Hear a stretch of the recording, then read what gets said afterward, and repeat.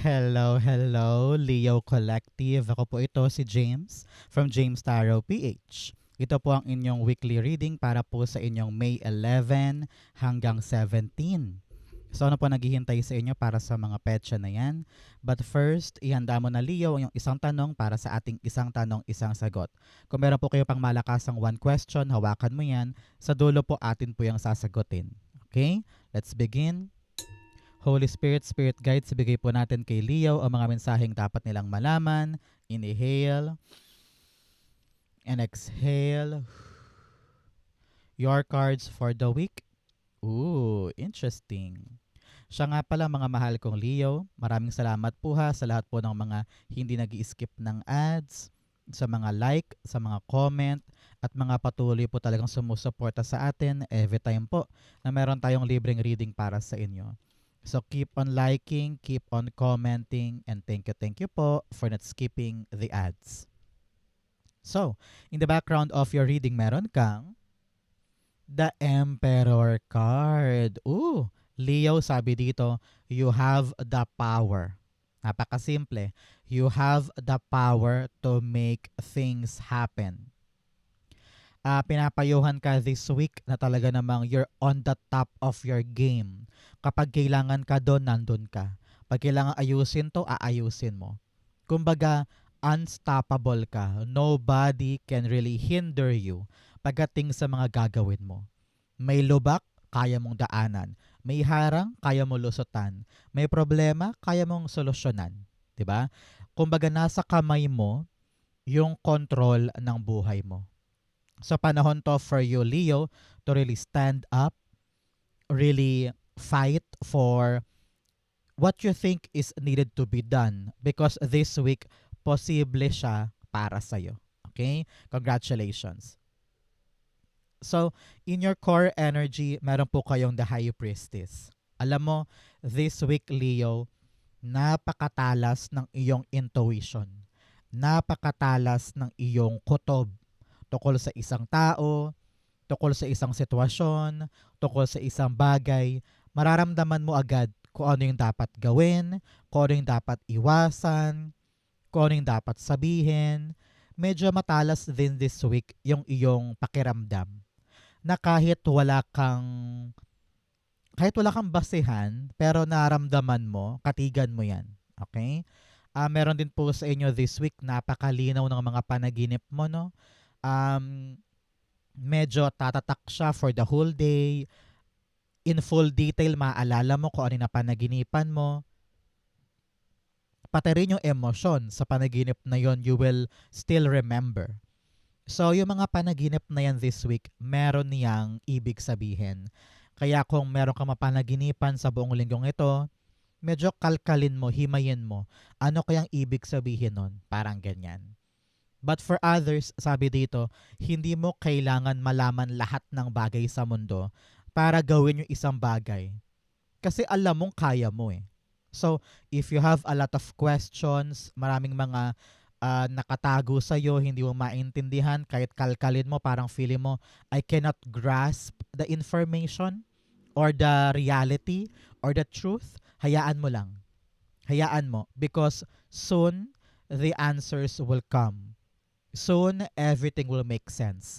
Ngayon, pagkatiwalaan mo ang sarili mo, ang kutob mo, ang intuition mo, at ihakbang ang paa. Panahon to para kumilos at hindi mo palaging kailangan ng katibayan or pruweba or mapanghahawakan. If you know you must na gawin yung isang bagay, then do it. Okay? High Priestess, you have the Moon card. Yes, dalawang beses lumabas si Moon card, indicating sa atin, Leo, na maraming mga nakatabing or maraming mga nakatago sa buhay natin na just let it be. Hayaan mo lang because at the right time, the answer will come or the truth will come. No? Huwag mong pilitin ang sarili mo na alamin lahat all at once. Ang mahalaga dito, you know in your heart what to do. Kahit malabo, kahit hindi sigurado, kahit maraming uncertainty, kahit maraming bagabag or pangamba. Kung sa kutob-kutob mo ay kaya ko to, malalagpasan ko to, gagawin ko to, enough na yon, sapat na yon para ituloy yung isang bagay. Okay? So, wag kang mapanghihinaan ng loob porke walang sagot, porke hindi ko maintindihan, or walang kaliwanagan. Hindi ka dapat huminto kapag ganyan. Okay? So, Leo, tanungin kita ngayon, ano ba yung mga bagay na sana gusto mong maintindihan agad? At ano yung mga sagot na gusto mo nang makuha ngayon? Comment down below para mapayapa ka na and i-manifest natin, it will happen for you. Okay? In the area of what you need to focus on, the Sun card. Sabi dito, mag-focus ka lamang sa positivity. Huwag mong buruhin ang sarili mo sa kakaisip ng sagot. Pinipiga mong isip mo kahit wala ka nang mahanap na logical na sagot. Sabi dito, just think positive, no? Kung wala ka na magagawa tapos wala naman na sa kamay mo yung resulta or kalalagyan ng bagay, i-let go mo. Manalig ka na lamang na maganda ang resulta niyan, na kaya ko yan, na positibo ang outcome, at hindi ko kailangang sirain yung journey ko na ito sa labis na pag-iisip. Okay? Just enjoy tulad ng batang ito. Huwag mong pahirapan ang iyong sitwasyon. You can make things lightly, happier, enjoyable. Okay? Huwag sirain ang linggo ng sobrang pag-iisip because the answer will come at the right time. Ngayon, magsaya ka, maglibang ka. Go out, be with friends, be with the people surrounding you para gumaan ang pakiramdam mo. Yes, Queen of Cups. Queen of Cups, all about you pouring your cup to full. No? Sabi nga dito, kapag busog na busog ang puso sa kaligayahan, sa adventure, sa happiness, sa magandang bonding time with the people around you, okay ka. Kaya ngayong linggong ito, Leo, sundin ang tawag ng puso. Gustong mag-mall, go out. Gustong i-treat ang pamilya sa labas, go out. Gusto mong mag-videoke ngayong gabi, sige, go. Whatever makes you happy and relaxed, gawin mo yan. Okay? So, mga Leo, kwentuhan time tayo. Ano ba yung mga dream job mo dati? Tapos, ano yung job mo ngayon? Magkaiba ba sila? Or nagulat ka na, wow, akala ko ito yung pupuntahan kong trabaho, pero ngayon, ito yung trabaho ko. Comment down below po. In the area of what you need, meron kang the Two of Cups. Alam mo, sabi dito, kung talagang binabagabag ka ng mga questions mo at gusto mong mapanatag man lang sa kahit assurance man lang or matinong impormasyon. Para nang sa ganun kahit paano meron ka namang panghawakan, sabi mo, makipag-usap ka daw. Makipag-communicate ka daw ng tama. No? Kung sa partner mo yan, sa katrabaho, sa kaibigan o sa pamilya mo, kailangan talaga mag-usap. No? Hindi pwedeng meron ka lang interpretasyon ng reality tapos sa kanya iba. Kaya baka magkaiba kayo ng expectations with each other, 'di ba? Sa panahon to para pag-usapan, ilatag na kung anong dapat ilatag. Sabi nga dito, maging matapang ka na makipag-usap. Kung halimbawa, takot kang makipag-usap sa school para, example, promissory note, edi lapitan mo na, makipag-usap ka na ng matino. O halimbawa, merong may utang sa'yo tapos gusto mo nang singilin kasi sabi mo meron kang dapat bayaran. Hindi magkaroon ka ng tapang para prangkahin siya at kausapin siya na kailangan ko na yung bayad ngayon. Kung wala siyang pera ngayon, kailan ang deadline? No?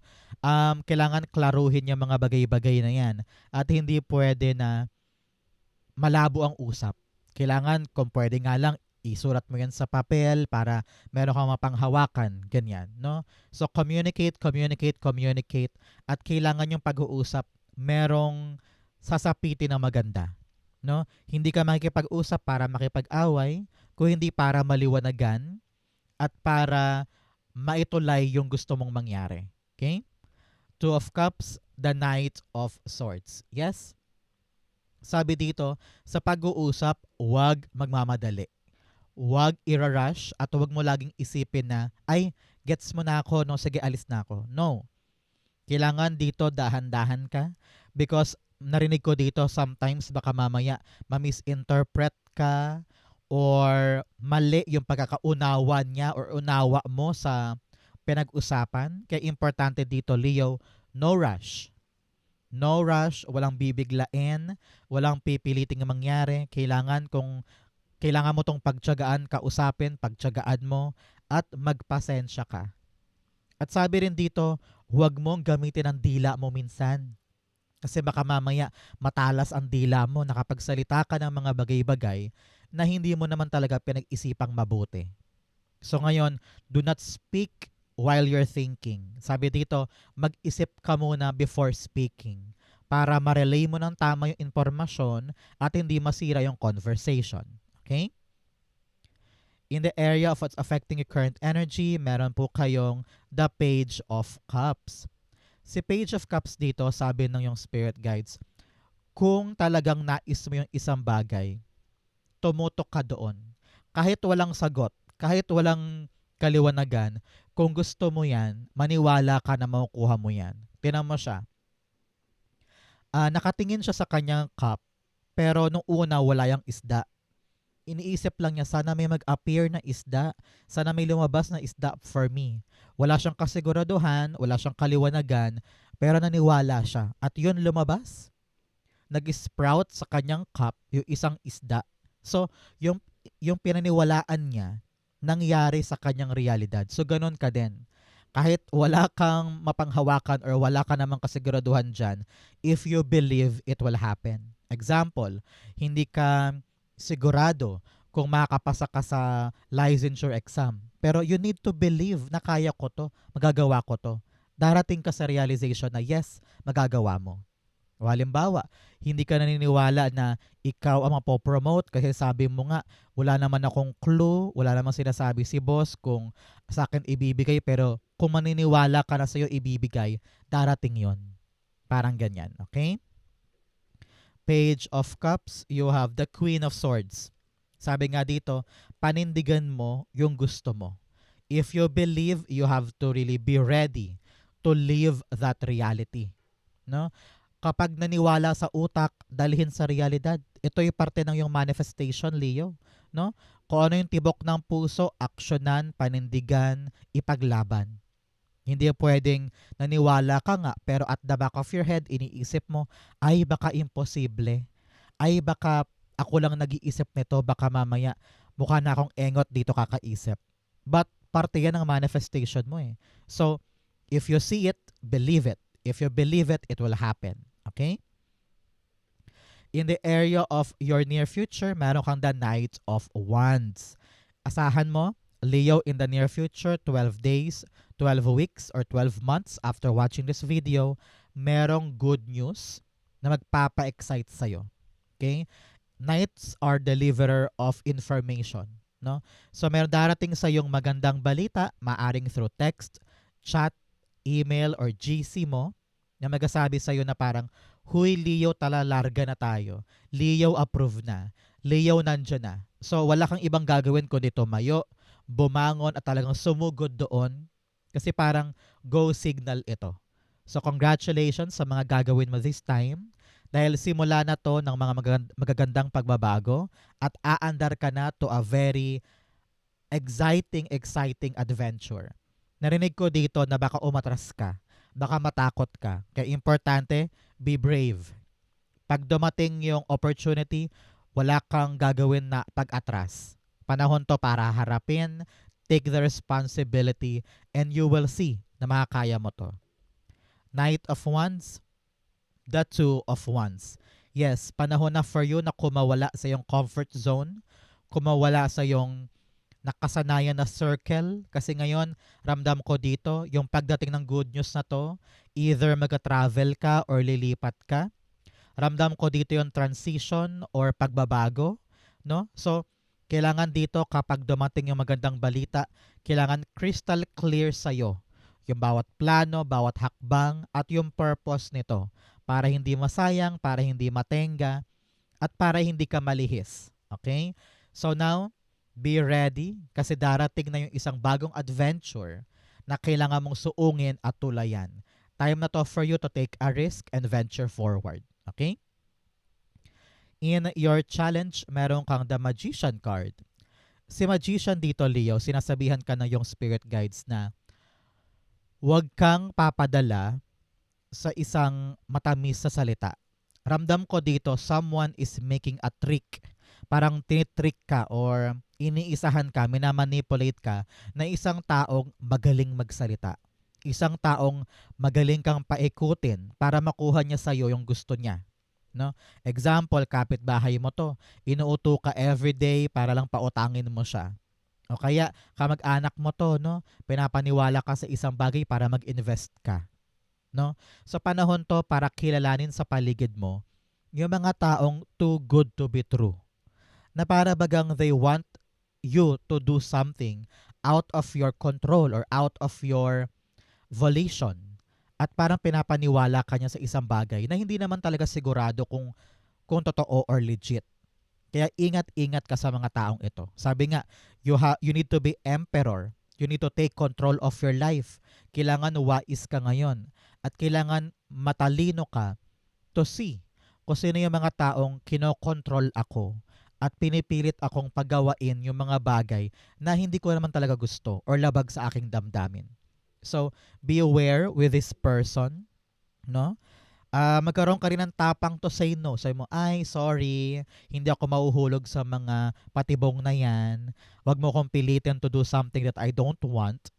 O kahit pa best friend mo yan na akala mo, example lang to ha, akala mo best friend mo siya, pero siya pala yung rason para maniwala ka sa mga ilusyon or mga maling akala, parang ganyan. Magician card, the Seven of Swords. Yes, iwas-iwas ka sa taong ito because hindi siya nagsasabi ng totoo. No? Seven of Swords is really a card of lying, cheating, or stealing, or talagang ilusyon or maling tao. At pinapresent niya ang sarili niya sa'yo as a nice person, kind person, mapagkakatiwalaan daw siya, maasahan daw siya, ganyan. Pero in reality, hindi. So mag-ingat ka dyan. Be aware of scam, be aware of yun talagang magaling magsalita na parang napapaniwala ka kaagad-agad dahil may mga pinapakita siya sa iyo na, uy, ang ganda-ganda, uy, ang galing-galing naman. Huwag ka agad maniwala. Nakita ko dito na parang aalokin ka ng alahas or aalokin ka ng binebentang lupa or something. Beware. Do not trust agad-agad. Okay? In your fortune, meron kang infinite abundance. Abundance is pouring into your life. I-claim mo to. Sabi dito, talaga namang may darating ng kasaganahan para sa iyo this time. Claim it, it will be yours. In your fortune, meron kang the moon card. Sabi dito, answers will come this time. Kung ano man yung mga kalabuan dati, darating yung impormasyong kinakailangan mo na magpapalaya sa'yo or magpapanatag sa'yo sa mga bagay-bagay. Kung nahihirapan ka dito, narinig ko din na meron ng magtatapos. Parang meron kang temporary problem that will end now. Congratulations, okay? Moon card, the world card. Yes, completion, completion, completion, and ending. Sabi dito, matatapos mo na yung isang cycle ng life mo at ready ka rang tumulay sa bago. Kaya kung dumadaan ka ngayon sa lubak, sa hirap, sa pagod, sa struggle, and you're thinking, kailan ba ito matatapos? This is a confirmation na yes, matatapos na yung problemang yan, yung issue na yan, yung struggle na yan, at ready ka nang pumasok sa bagong portal ng life mo. Congratulations. In your divine messages, meron kang show the world the real you. Yes, ipakita mo kung sino ka. Huwag kang matakot at huwag kang makontento lang dyan sa shadows. You have what it takes. You have the ability. You have the power and the bravery now. So, show the world the real you. Huwag kang matakot sa opinion nila. Huwag kang matakot sa judgment nila dahil kaya mo. Okay? In your divine messages, you have the wheel of fortune. Isang malaking paalala sa'yo na magbabago talaga ang lahat. Things will change for the better. Ito na yung panahon na makakabawi ka na. Example, nahirapan ka sa pera, naku, magabago na yan. Nahirapan ka sa work ngayon, gagaan na yan. Nahirapan ka literal sa buhay, everything now is getting better. getting brighter, getting lighter. So congratulations. Pero pinapayuhan ka dito, Leo, na ikaw ang magpapaandar ng swerte mo. Okay? Kung nakahilata ka lang dyan, huwag kang umasa na may perang darating. Kung tamad ka today, tatama rin din ang biyaya. So make sure na you are an active doer and you will make sure na dire-diretso yung andar ng swerte by being productive, by being positive, and by being hardworking. Okay? And hindi ikaw yung tipong tatanggi sa grasya. Okay? The Wheel of Fortune is the Eight of Pentacles. You are willing to really bust your behind just to make things happen. Ikaw yung uri ng tao this time na kung kailangan magpuyat, magpupuyat. Kung kailangan magtrabaho, magtrabaho. Kung kailangan pagpawisan to, pagpapawisan to. Kung kailangan ibiyahe ko to, ibabiyahe ko to. You are dedicating yourself in order for your chances to be positive ang outcome sa'yo. Kumbaga, ikaw ang hihila ng grasya. Ikaw ang hihila ng swerte palapit sa'yo. At mangyayari yan sa mga effort mo. Kung kailangan tapusin tong dokumento today, tatapusin mo siya today. Kung kailangan kong kausapin at mag-apply doon, mag-a-apply ako. Yung effort mo ang magpapabilis ng swerte. Okay? Outcome mo yan, bigyan mo na kita ng fortune cards. You have rat, someone working against you behind your back. Sabi ko nga sa'yo, merong mga plastikada. May mga taong hindi ka dapat pagkatiwalaan ngayon. Either they are unreliable or talaga namang two-faced. Okay? You also have lobster, financial pinch. Sabi ko nga sa inyo kanina, magtipid, kailangan nakabantay ka sa mga bagay na kailangan bantayan. No? Pinapayuhan ka rin dito to really focus on your finances. Kung ano lang yung dapat pagagastosan, yun lang dapat pagagastosan. At medyo matipid ka ngayon. At maging disiplinado ka sa paghawak mo sa pera. You also have frying pan, trouble, and accusation. Sabi ko nga sa inyo, may mga tao talaga na hindi maasahan. Kaya kung ano man yung mga dapat ipaglaban, ipaglaban. Maging matapang ka to really show the truth and stand by the truth. Okay? You have camel, persevere, and you will overcome problems. Sabi dito, magsipag ka lang, no? At huwag mong sukuan yung mga dapat sukuan. You will really reach that milestone and success. Okay? Ang outcome ni Leo from May 11 to 17, the Four of Pentacles. Sabi dito, you're very, very much hands-on sa mga bagay na inaalagaan mo at pinoprotektahan mo. Kumbaga, matapang ka ngayon na maging in charge sa iyong kaperahan, sa iyong trabaho, sa iyong negosyo, sa iyong buhay. Very maalaga ka ngayon and very, very protective ka, which is good for you, no? Para makaiwas ka sa mga manloloko dito at mga plastikada, no? Kailangan alagaan mo yung sayo, yakapin mo yung sayo, and continue na parang panatilihin yung stability sa life. Stable job, stable income, stable friendship, or stable life in general. Kailangan alam mo kung ano yung mga dapat mong i-priority at alam mo kung ano yung mga bagay na talagang mahalaga sa'yo sa hindi. Panahon din to for you to let go, no? I-let go mo yung mga hindi mahalaga at wala nang saysay sa buhay this time. Devil card. Yes. Now, you will know kung ano yung pumipigil sa'yo for your endeavors. Ngayon, kayang-kaya mo na siyang bitawan. Kung ano yung mga pumipigil sa'yo at blockages sa'yo, you are now able to pinpoint at malakas na ang loob mo ngayon na itsupi sila para lumaya ka na dyan at mahawakan mo talaga yung para sa'yo. Panahon to ng cleansing, Leo. Cleansing of the people around you na talaga namang walang saysay or walang hatid na maganda sa mga inaalagaan mo. Ganon din sa mga habits mo or sa mga ginagawa mo sa lifestyle mo. Parang na-realize mo na kung ano yung dapat kong yakapin at kung ano yung mga dapat kong baguhin at itsupi. Okay? Good for you. So, Leo, dumako na tayo sa yung isang tanong, isang sagot. Close your eyes. Concentrate on this one question. Inhale and exhale the answer you have. Two of Pentacles, the Tower card, and the Page of Pentacles. At the bottom, you have the Four of Pentacles. Narinig ko dito, things are changing, Leo. Panahon na para sa pagbabago. Panahon na para yakapin mo yung katotohanan na may bago na or meron ka ng new adventure. And you need to let go of what needs to be let go of. No? Meron ka pa ring pilit mong niyayakap na panahon na para bitawan, layuan, sukuan dahil hindi na siya nakakabuti para sa'yo. Kasi hindi na balance ang life eh. Parang masyado mo nang nahahayaang mag-rock yung boat mo. Nahihirapan ka na mentally and physically. And medyo mahirap na ito. Kaya panahon na for you to make a choice. Mamili ka na and embrace the change.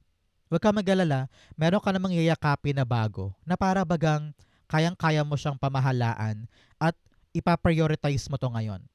Kailangan mo lang talagang pag-aralan siya para makonbinsi mo ang sarili mo na ay kaya ko nga to. Ay madali pala to. Ay hindi pala ako ganun mahihirapan dito kasi nung pinag-aralan mo nakita mo doable siya, practical siya, kaya ko siya, no? So kung ano man tong yayakapin mong bago, kailangan mo nang mag-let go ka ng mga bagay nang sa ganon hindi ka unbalanced. Okay? Kung papasokin mo lang to sa buhay mo nang wala kang tinatanggal sa current life mo, talagang mahihirapan kang pasanin lahat ng yan. Halimbawa, um, halimbawa lang to ha, working student ka, nag-aaral ka sa gabi, may trabaho ka sa McDonald's sa umaga, tapos tumanggap ka pa ng gig sa barangay, hosting gig halimbawa, punong-puno na nga yung schedule mo. So you need to let go of one thing para mayakap mo yung bago. Nang sa ganon, hindi ka mahirapan na balansehin ng lahat. Halimbawa, ganito, um, meron ka namang project sa bahay, sa garahe, naglilinis ka nun, pero harang siya doon sa yayakapin mong bagong trabaho sa opisina. So, kailangan mo munang isang tabi yung isang bagay sa'yo mo. Hindi ko to kayang pagsabay-sabayin. Kailangan ko muna mag-let go para mayakap ko to at para maging okay ang lahat sa schedule mo or oras mo. Kasi yung mga changes sa buhay now, sa buhay mo, nangailangan din to ng pagbitaw at paglaya para totally mayakap mo ng buong buo itong bagong bagay at hindi ka mahirapan sa mga pagbabago. Okay? Importante yan for you. So kung ang question mo dito, kung yes or no, the answer is maybe. Kasi nakita ko dito na ikaw ang magde-decide, especially sa pagpasok ng changes. Willing ka ba to let go or not? The answer is not yes, not no. Nasa kamay mo, Leo, yung sagot. So, kapag mabinitawan ko to, kayang-kaya ko ba tong solohin? O kaya ko ba silang pagsabayin? The answer relies on you. No? So, ikaw ang sasagot dyan. Ikaw ang magde-decide. And your spirit guides are giving you the freedom now to make a choice. No? Ayaw kanyang diktahan kasi sabi niya, depende sa'yo kung paano mo to pagkasabay-sabayin or papangalagaan. Parang ganon. Okay? So Leo, yan po yung isang tanong, isang sagot. Ganon din po sa inyong May 11 to 17. Sa po kayo nakaresonate, comment below, babasahin ko po yan.